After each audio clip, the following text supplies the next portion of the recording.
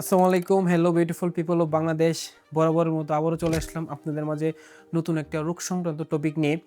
আজকে আমার বন্ধু মামুন আপনাদেরকে যে রোগ সম্পর্কে বলবে সেটি বাংলাদেশের মেয়েদের অবহেলিত একটা রোগ, যা হচ্ছে পিসিওএস মানে পলিসিস্টেটিক ওভারিয়ান সিনড্রোম। এই রোগটি মূলত মেয়েদের হরমোনজনিত সমস্যা।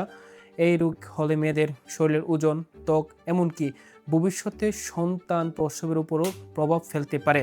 ভিডিওটি শেষ পর্যন্ত দেখলে আপনি হয়তো পিসিওএস সম্পর্কে একটু হলেও ধারণা হতে পারে। ততক্ষণ পর্যন্ত আপনার ভিডিওটি দেখতে থাকেন।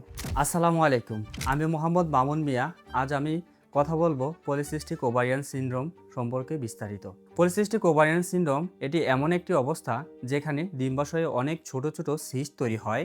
শরীরে পুরুষ হরমোন অ্যান্ড্রোজেন স্বাভাবিকের চেয়ে বেশি থাকে। নিয়মিত ডিম্বাণু নিঃসরণ হয় না, ওভুলেশন হয় না, ফলে মাসিক অনিয়মিত হয় এবং গর্ভধারণের সমস্যা হতে পারে। পিসিওএস কেন হয়? পিসিওএস হওয়ার প্রধান কারণ হলো হরমোনাল ইনব্যালেন্স, ইনসুলিন রেজিস্ট্যান্স, পারিবারিক ইতিহাস, জেনেটিক্স কজ, অতিরিক্ত ওজন ও অনিয়ন্ত্রিত জীবনযাপন। পিসিওএস এর লক্ষণ ও উপসর্গ। পিসিওএস এর সাধারণ লক্ষণগুলো হচ্ছে মাসিক দেরিতে হওয়া ও বন্ধ থাকা, মুখে, বুকে ও পেটে অতিরিক্ত লোম, ব্রণ ও ত্বকের সমস্যা, মাথার চুল পড়া, ওজন বেড়ে যাওয়া, সন্তান ধারণের সমস্যা, মুড সুইং ও ডিপ্রেশন। সব রোগীর ক্ষেত্রে সব লক্ষণ নাও থাকতে পারে। পিসিওএস কিভাবে নির্ণয় করা হয়?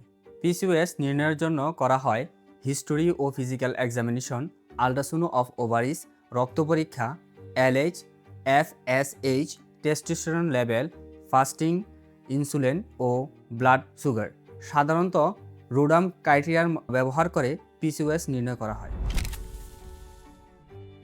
পিসিওএস নিয়ে কিছু ভুল ধারণা। পিসিওএস শুধু বিবাহিত নারীদের হয়, বিবাহিত অবিবাহিত উভয়ের হয়ে থাকে। পিসিওএস শুধু মাসিকের সমস্যা, মাসিকের একটি ছোট্ট অংশ। অনেকে মনে করে পিসিওএস শুধু যাদের ওজন বেশি তাদের হয়ে থাকে। ওজন বেশি এবং কম উভয়ের হয়ে থাকে। বিয়ে হয়ে গেলে পিসিওএস ঠিক হয়ে যাবে, এটিও ভুল ধারণা। পিসিওএস এর সাথে বিয়ের কোনো সম্পর্ক নেই, এটি একটি হরমোনাল ও মেটাবলিক সমস্যা। পিসিওএস এর চিকিৎসা। পিসিওএস পুরোপুরি ভালো না হলেও নিয়ন্ত্রণে রাখা যায়।